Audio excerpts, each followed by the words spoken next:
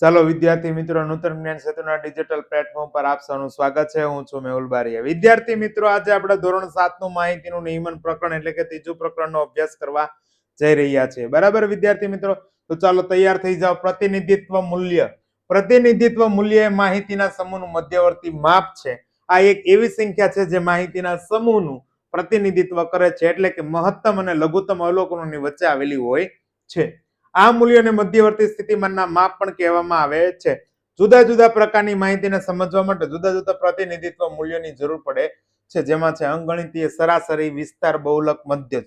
જો ઈશા દરરોજ સવારે 5 કલાક અભ્યાસ કરે તો તેનો અર્થ એ નથી કે તે દરરોજ બરાબર 5 કલાક ભણે છે, બરાબર, પરંતુ આ 5 કલાક એ તેના અભ્યાસના સમયના સમૂહનું પ્રતિનિધિત્વ મૂલ્ય દર્શાવે છે. બરાબર, ચલો આપણે આગળ જોઈએ. હવે અંકગણિતની સરાસરી. સરાસરી એટલે કે મધ્યક, સરાસરી, સરેરાશ એવું કહેવાય છે. અંકગણિતીય સરાસરી બરાબર એરિથમેટિક મીન્સ એ માહિતીના સમૂહ માટે સૌથી વધુ ઉપયોગમાં લેવાતું પ્રતિનિધિત્વ માપ છે. તેને સામાન્ય રીતે સરાસરી અથવા મધ્યક અથવા સરેરાશ તરીકે ઓળખવામાં આવે છે. સરાસરીનું સૂત્ર. આપેલા બધા અવલોકનનો સરવાળો છેદમાં અવલોકનોની કુલ સંખ્યા. બે વાસણમાં ક્રમશઃ 20 લીટર અને 60 લીટર દૂધ છે. જો બંને વાસણમાં એક સરખું દૂધ રાખવામાં આવે તો પ્રત્યેક વાસણમાં કેટલું દૂધ હશે? તો 20 ને 60 કેટલા થાય? 80. ટોટલ બે જ વાસણ છે, 80 ભાગ્યા 2 એટલે કેટલા આવશે? 40 આવશે. બરાબર, ચલો. એક ક્રિકેટરે 8 દાવમાં નીચે મુજબ રન બનાવ્યા છે: 58, 76, 40, 45, 50, 0, 100. તો તેનો સરાસરી સ્કોર શોધો. બરાબર, તો સરાસરી બરાબર આવું લખાય, સરાસરી બરાબર શું કરવાનું? તો કે 58, 76, 40, 35, 46, 45, 0 વત્તા 100. આ બધાનો સરવાળો કેટલા દાવ છે? 8.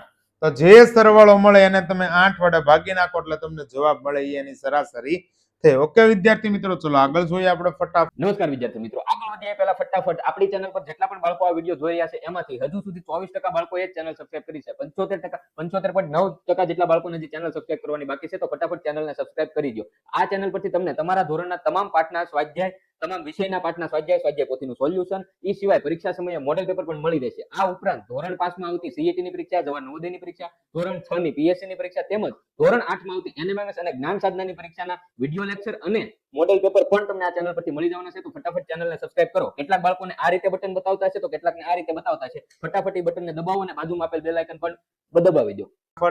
આનો જવાબ તમારે કોમેન્ટ બોક્સમાં મને જણાવવાનો છે. સળંગ 6 વર્ષના એક શાળામાં વિદ્યાર્થીઓની સંખ્યા નીચે પ્રમાણે હતી: 1555, 1670, 1750, 2013 ને 5040 ને 2820. આ સમયગાળા દરમિયાન શાળા વિદ્યાર્થીઓની સરાસરી સંખ્યા શોધો. તો સરાસરી સંખ્યા ગોતવાની છે. શું ગોતવાની છે આપણે? સરાસરી સંખ્યા. બરાબર, સરાસરી. આ બધાનો સરવાળો 55, 55, 1555, 1670, 1750 પ્લસ 2013 પ્લસ 2540 પ્લસ 2820 છેદમાં કેટલા વર્ષ છે? તો કે 6 વર્ષ. તો ટોટલ 6. 1, 2, 3, 4, 5 ને 6 સંખ્યા. આનો જે ટોટલ મળે એને તમારે કેટલા વડે ભાગવાનો છે? 6 વડે. બરાબર, જે ટોટલ મળે છે એ કોમેન્ટ બોક્સમાં લખજો. બરાબર, અને કોમેન્ટ બોક્સમાં ટોટલની સાથે જવાબ પણ તમારે લખવાનો છે, જે તમને સરાસરી મળશે. ઓકે વિદ્યાર્થી મિત્રો, ચલો આગળ જોઈએ આપણે વિસ્તાર. વિસ્તાર એ માહિતીના સમૂહના મહત્તમ અવલોકન અને લઘુત્તમ અવલોકન વચ્ચેનો તફાવત દર્શાવે છે. બરાબર, તે દર્શાવે છે કે માહિતી કેટલે સુધી ફેલાયેલી છે. વિસ્તારનું સૂત્ર મહત્તમ અવલોકન માઇનસ લઘુત્તમ અવલોકન. વિસ્તાર છે એ શૂન્ય હોઈ શકે, બરાબર, પણ ઋણ ક્યારે હોઈ શકે નહીં.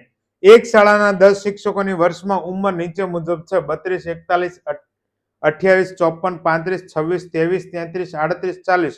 ઉંમરનો વિસ્તાર શોધો. તો પેલું સૌથી મહત્તમ અવલોકન જોવાનું. મહત્તમ અવલોકન કોણ છે આમાં? તો કે મહત્તમ અવલોકન હું જોઉં છું એટલે આમાં મને દેખાય છે 54. ચલો, સૌથી મહત્તમ અવલોકન 54 છે. સૌથી ન્યૂનતમ અવલોકન કોણ છે? તો કે સૌથી ન્યૂનતમ અવલોકન હું જોઉં છું એટલે મને દેખાય છે અહીંયા 23. તો મહત્તમ અવલોકન માંથી ન્યૂનતમ અવલોકન બાદ કરો એટલે મને મળે છે વિસ્તાર. વિસ્તારને ઇંગ્લિશમાં રેન્જ કહેવાય. એટલે આર વડે દર્શાવે. 4 માંથી 3 જાય તો કેટલા વધે? 1 વધે. 5 માંથી 2 જાય તો કેટલા વધે? તો કે 3 વધે. એટલે અહીંયા જવાબ શું? 31 વર્ષ. બરાબર. આ શું મળે છે મને? વિસ્તાર મળે છે. ઓકે વિદ્યાર્થી મિત્રો, ચલો આગળ જોઈએ. એક શહેરમાં કોઈ ચોક્કસ અઠવાડિયામાં પડેલ વરસાદ નીચે દર્શાવ્યો છે. આ ઉપરની માહિતીના આધારે વરસાદનો શું ગોતવાનો છે? વિસ્તાર ગોતવાનો છે. શું ગોતવાનો છે બાળકો? વિસ્તાર ગોતવાનો છે. ચલો આપણે ફટાફટ આનો વિસ્તાર છે શોધીએ. હાલો, પેલા તો આર મહત્તમ આવૃત્તિ. હાલો, અહીંયા 0.0, અહીંયા 12 છે, અહીંયા 2 છે, 0 છે, અહીંયા 20 છે. 20 છે મહત્તમ શું? એટલે 20.5. ન્યૂનતમ શું છે? 0.0. 20.5 માંથી 0.0 બાદ કરો તો શું આવે જવાબ? 20.5. આ શું મળ્યો છે? આ માહિતીનો વિસ્તાર મળ્યો છે. ઓકે, ચલો આગળ જોઈએ આપણે ફટાફટ. ચલો માહિતીનો વિસ્તાર શોધો 100 ગુણમાંથી. તો માહિતીનો વિસ્તાર ગોતવા માટે પહેલા તો શું ગોતવાનું છે? તો કે મહત્તમ પદ ગોતવું પડે. મહત્તમ પદ કોણ છે? તો કે આપણે જોઈએ 85, 76, 90. હાલો, 90 એક છે, પછી 39, 39 કદાચ ન્યૂનતમ હશે. 39, 48, 56, 95. હાલો, 95 મળ્યો એટલે 90 કાઢ નાખો. 81, 75. ઓકે, 95 માંથી ન્યૂનતમ કોણ છે? 39 બાદ કરો. બરાબર. તો હાલો, 15 માંથી 9 જાય એટલે 6. અહીંયા થઈ ગયા 8, 8 માંથી 3 ગયા એટલે 5. તો આનો વિસ્તાર કેટલો મળ્યો છે? 56 મળ્યો છે. ઓકે બાળકો, ચલો આગળનો દાખલો આપણે જોઈએ. વિસ્તાર છે એ તમને મળ્યો તો શીખવાડી દીધો છે. બરાબર. બહુલક. બહુલક કોને કહેવાય? તો કે 2 અથવા 2 કરતા વધારે સંખ્યા વારંવાર રિપીટ થતી હોય એને બહુલક કહેવાય છે. બરાબર. તો બહુલકમાં અહીંયા જુઓ 1 1 1 2 4 3 2 1 1. આમાં સૌથી વધારે કોણ આવે છે? તો કે સૌથી વધારે અહીંયા ધ્યાન આપો. 1 છે એ 3 વખત આવે છે, 2 છે એ 4 વખત, 3 છે 1 વખત અને 4 છે 2 વખત. તો આમાં કઈ સંખ્યા આમાંથી ને આમાંથી વધારે આવે છે? તો કે 2 છે કેટલી વખત આવે છે? 4 વખત. એટલે એ શું થઈ જાય? આપણો બહુલક થઈ જાય છે. બરાબર વિદ્યાર્થી મિત્રો, ચલો આગળ જોઈએ. બહુલક શોધો. તો 6 છે એ કેટલી વાર છે? ઓકે નથી. 15 કેટલી વાર છે? એક વાર. તો અહીંયા જો બહુલક હું તમને બતાવું છું. જે સંખ્યા વારંવાર રિપીટ થતી હોય સૌથી વધારે 15 એક વાર, 2 વાર, 3 વાર. પછી અહીંયા 10 કેટલી વાર છે? 1 ને 2 વાર છે. ઓકે, એની સિવાયની એકેય સંખ્યા વારંવાર રિપીટ થતી નથી. એટલે આપણો બહુલક કેટલો છે? અહીંયા 15. ઓકે, ચલો આગળ આપણે જોઈએ. આગળની સંખ્યા મેળવવા માટે એક વર્ગમાં બહુલક ગોતવાનો છે. બહુલક કોણ? ચાલો 38. 38 જોઈએ આપણે. 38 કેટલી જગ્યાએ છે? તો કે 1, બીજે ક્યાંય નહીં. અહીંયા 2, અહીંયા 3. ઓકે, 3 વાર 38 છે. બરાબર. 38 3.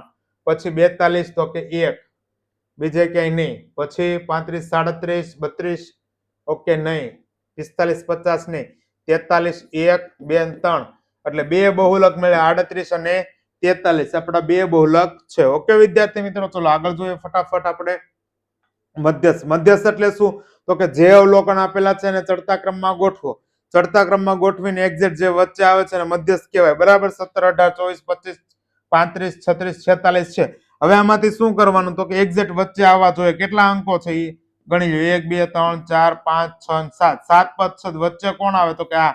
તો કે 25 છે એ શું છે? આપણો મધ્યસ્થ કહેવાય. ઓકે વિદ્યાર્થી મિત્રો, ચલો આગળ જોવા. અહીંયા હાલો, ક્રમમાં ગોઠવો. શેમાં ગોઠવવાના છે? ક્રમમાં. આ બધાને ક્રમમાં ગોઠવીને જે એક્ઝેક્ટ વચ્ચે આવે એ આપણો મધ્યસ્થ થશે.